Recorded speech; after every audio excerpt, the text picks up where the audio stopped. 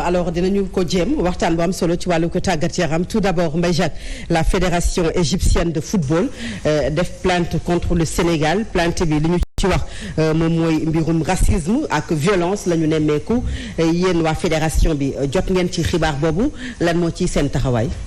waaw dama bëggoon rek rappeler ni que je ne suis pas membre de la fédération. Peut-être Mamadou Diallo est beaucoup plus habilité en tant que par exemple manager du beach soccer. ñoom ils ont une délégation de pouvoir. mais li ma mën a wax rek ci plainte boobu man je pense que ni yooyu defe naa ni ku daanu ci saret la parce que yow équipe mën na la gagner la. nga gagné ko 1-0 mu ñëw gagné la 1-0 waroon peut-être tey match bi on a raté des occasions yoo xam ne waruñu woon sax yegg ak ñoom au tir au but maintenant quand on parle de racisme au Sénégal ça pose problème ça me pose réellement problème parce que Sénégal dafa mos a nekk pays d'hospitalité. Sénégal mosoo fi dégg ay propos yoo xam ne racisme ay propos xénophobes mosul am Sénégal la preuve fii soo gisee dafa am ay lu ñu wax des convergences culturelles dafa am sax le dialogue islamo-chrétien donc à telle enseigne que bokk loolu ça nous surprend. Venant au moins d'un pays islamique comme l'Égypte d'un pays au moins boo xam ni c'est vrai que c'est à 80% musulmans moi je pense que il faudrait que les gens soient beaucoup plus sportifs nous on nous a toujours gagné dans des conditions yoo xam ni vraiment déplorables mais musu ñëw dañuy toog muñ ko di jàng ba mën tey on a une équipe boo xam ni partout dans le monde cette équipe là ñëpp xam nañu équipe dafa dem coupe du monde parce que c'est une équipe qui est dans une dimension de niveau mondial. Et les journaux rien à envier ku fa taxaw mën nañ la dóor et la preuve le meilleur baromètre pour cette équipe nationale là c'est le match nul qu'ils ont fait contre le Brésil et les gens l'oublient donc et le Brésil est aujourd'hui premier mondial dans le classement FIFA nous sommes 20e ça veut dire que moi je pense que ñoom waroon nañu sax di ñaax yenn ñoom li ñuy def 2006 moo gën a bon pas le mot racisme mais quand même amoon na ay toute violence ci li ñuy wax naan dañu fayu naam mais ay scènes la yoo Fatou Abdou soo déggee saaga nañu Aliou Cissé saaga fa Sadio Mané yéen dégg ngeen loolu. En Égypte. Mais pourtant personne n'a rien broché ils ont joué ils ont perdu ñu ñëw toog ils se sont préparés en conséquence et toutes les conditions étaient réunies et les joueurs ont gagné il y a eu le soutien du public nous on n'a jamais vu un public sénégalais ñu ne le public est chauvin kenn mësu ko dégg fenn kenn mësu ko dégg dañ lay wax Sénégal da nga daan sax ñëw harceler leen def leen lu nekk ñu accepter la Sénégal da nga daan ñëw sax ñu tàccu la mais est-ce que gis ngeen fa benn égyptien boo xam ni mettre nañ ko dans des conditions yoo xam très difficiles sur le terrain il y avait le commissaire du match il y avait le commissaire de la FIFA et les conditions du match les matchs se déroulaient dans les meilleures conditions possibles. Moi je pense qu'aujourd'hui ils ont perdu ils doivent être sportifs ils ont été 8 fois comme 7 fois champions d'Afrique nous on les a battus en l'espace d'1 mois à 2 reprises. mais nañ ko muñ dem defaru jiwaat liggéey. peut-être de mauvais perdants alors Mamadou gis nañu FIFA déjà félicité Sénégal ci qualification coupe du monde bi est-ce que mënuñu jàpp ne c'est une réponse boo xam ne jox nañu ko égyptiens yi ci demande boobu wala plainte boobu nga xam ne def nañu ko Sénégal. d'accord xam naa balaa may commencer damay wax comme li Mbaye Jacques wax leeral aussi je suis l'entraîneur l'adjoint de Ngala Sylla de beach soccer. nekk international footballeur sénégalais aussi. bien sûr jege équipe nationale bi aussi. par rapport des conseils par rapport jàppale xale yi quoi. donc je pense que ñoom li ñu def noonu wala plainte bi ñu def noonu pour man lu daanu ci saret la parce que tey Sénégal dem na football ji foofu laser yi ñuy wax teg nañu ay laser loolu télé bi yëpp gis nañ ko. lii gën a garaaw ñuy tëgg suñu ligue nationale. ñoom ñu ñuy yuux te loolu c'est le moo gën a garaaw 120 fois. waxuma la sax laser yi wala waxuma sax sànni mais yow sa dëkk ñuy tëgg ligue nationale am ba pare yow ngay sànni ngay ko koy yuuxu kooku xel mënu ko nangu. seulement ko nag lii am mooy Sénégal dafa commencé màgg. boo déggee màgg mooy ñun dañu discipliné ba mu ëpp yaru ba mu ëpp. mais dañuy xam ne football team dafay am foo xam ne bu tolloo foofu dafay am ku nekk da ngay soxla ay résultats boo soxlaa résultat nag mooy yoo munti def na nga ko def pour jël ko mais si ban definam parce que tey ñun Sénégal lu ne teg nañ ñu ko. man mi di wax ak yow football naa équipe nationale dem nañ fi Libéria di dem jouer ji George Weah à l'époque ñu tegal ñu ay xaj dem football yi foofu ñu match bi war a jot bii match bi waree jot ñu war a def match bi à 17h ñu avancé match bi à 16h loo xam ne normalement CAF waru ko woon nangu.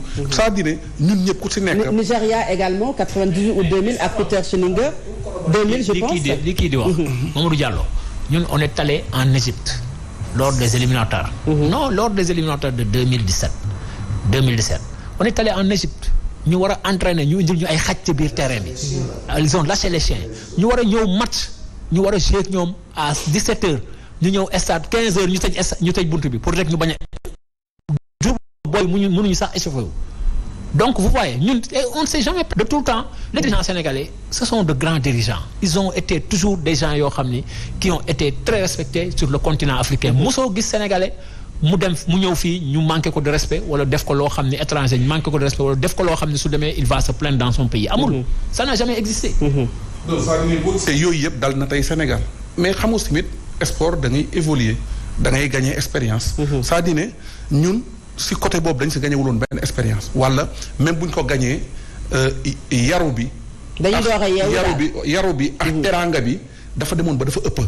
parce que aussi tamit tey man dëkku maaga naari football naa fa ñoom li ñu def moo gën a garaaw mais man gisuma dara lu garaaw foofu. c'est-à-dire ne la kii yu ñu doon teg. loolu amul benn problème parce que dañ ñu ko njëkk a def ñuy tëgg suñu kiiw réew ñu yuuxuñu loolu moo gën a garaawati. kon man je pense que. supporters yi nii lañ war a réactionner juste lenn rek laay wax pour ñu si bàyyi xel. mooy bouteille li ñu doon sànni amul sens. di ko sànni si biir terrain bi parce que boo ko sànnee mu dal benn jour gaañ ko loolu mun na indi ay faits yoo xam ne foofu FIFA mun na si wala CAF mun na la si sanctionner. loolu nañ si bàyyi xel mais ni ñu supporter man je pense que noonu la Sénégalais yi waroon taxaw parce que victoire bi dañ ko soxla te buñ ko deful woon tey li ñu soxla tey duñ ko am.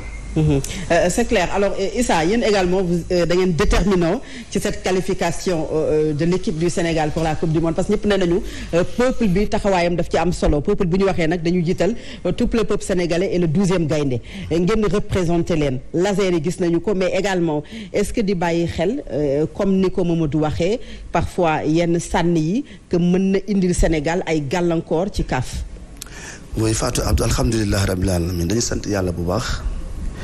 mi nga xam ne may nañu ndam ndax dañu toogoon fii avant Sénégal di jouer contre Égypte ñu ñaan ko nam ñu maye woon final ñu gagné coupe bi ñu ñaanaat ko mu may ñu ndam ci kanamu Égypte def na ko dañ koy sant bu baax di ko ñaan mu dolli mais di sant aussi le peuple sénégalais et à la tête duquel son excellence le président Macky Sall bi nga xam ni muy premier 12e gaynde maa ngi wax CAF mais surtout FIFA. bi nga xam ne waaw c'est pour la donc Fatou Abdou ñun dañuy appesantir d'abord ci li nga xam ni appel bi peuple sénégalais répondre à travers les codes du 12e gaynde bi 12e gaynde def Fatou Abdou je pense que s'il y a am lu ñuy regretter mooy li son excellence li président international wax muy Mamadou Diallo nous avons été déterminants mais pas plus déterminants que la fédération que le ministère que les autorités mais que les joueurs yi nga xam ne dañoo wane fulla fayda ak jom.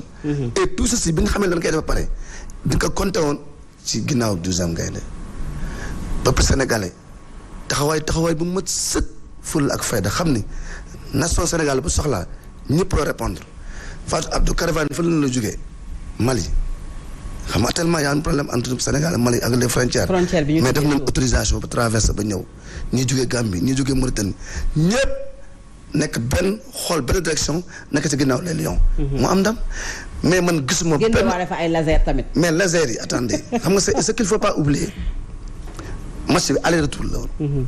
mais li égyptiens yi def moo gën a ñaaw li Sénégal yi def. mais kenn na ko ci mais débat bi ñu installé nii c'est inutile et Égypte ñi ak ñi égyptiens yi et les européens di wax ne débat bi la. fan lañ nekkoon bi ñuy saaga Sadio Mané ci aéroport bi fan lañ nekkoon bi ñuy saaga Aliou Cissé. fan lañ nekkoon bi ñuy teg laser suñu góol ak suñu joueurs yi fan lañ nekkoon bi ñuy copier l'hymne national mais loolu c'est plus grave que li ay laser mais hymne national mais la FIFA daf ci war a jël ay sanctions contre l'Égypte ñun dañoo def plainte encore contre l'Égypte man de bokk naa si ñu ne woon dañuy def plainte contre Égypte parce que pourquoi muy copier suñu hymne national loolu bokk si sportivité bokk si fair play mais évidemment ñun bi ñu xamee ne match bi am na dañu appeler à la mobilisation de tout le peuple à travers le 12e gaynde mais dañu defoon ay code le premier point moo nekkoon tous au couleur nationale deuxième point mooy nekkoon chanter en chœur l'hymne national troisième point bi moo nekkoon motiver suñuy joueurs pousser leen galvaniser leen pousser leen vers la qualification et quatrième point moo nekkoon perturber les Égyptiens à cette touche de balle et on l'a fait mais c'était ça léegi nag. donc yéen da ngeen amoon seen stratégie. non dañu amoon stratégie boo xam ne. comme les joueurs dañu amoon seen stratégie. dañ ko déroulé teg seen système teg suñu système bu baax et on l'a réussi. je pense que bravo aux joueurs bravo au staff technique médical mais bravo nous peuple sénégalais. Absolument, c'est extrêmement important. Et c'est le lieu de les féliciter. Nous avons toujours dit Sénégal manque uti ndam li. Plateforme la boo xam ne Sénégalais peut approprier et voici les conséquences. Tant qu'on est ensemble, on va très loin. Et plateforme bi ci teg ni Sénégal manque uti ndam li. C'est jusqu'en 2026. dañuy commencé 2022 bi. dem ci Jeux olympiques 2024 parce que am na ay commission yoo xam ne dañ ca war a qualifier mooy les JO. dem ba 2026 yi nga xam ne les Jeux olympiques de la jeunesse fii lay am au Sénégal. kenn du ko wàcc. Égypte nag dafa jaaxle mais dafa rus dafa am gàcc parce que argument yi mu def c'est fallacieux Sénégal mën nañ ko wax lépp am na ay mots racistes fii amul sax dialogue islamo-chrétien fii cohabitation moo fi am. parce que benn lañ. c'est clair c'est clair. bi mooy man ñuy wax dañ may jaaxal. parce que ñoom li ñu def rek la ñun moom lañ leen def. moom la Sénégal parce que ñoom ñoo ko njëkkee. et man li ma mënul nangu ñuy tëgg sa kiiwu réew.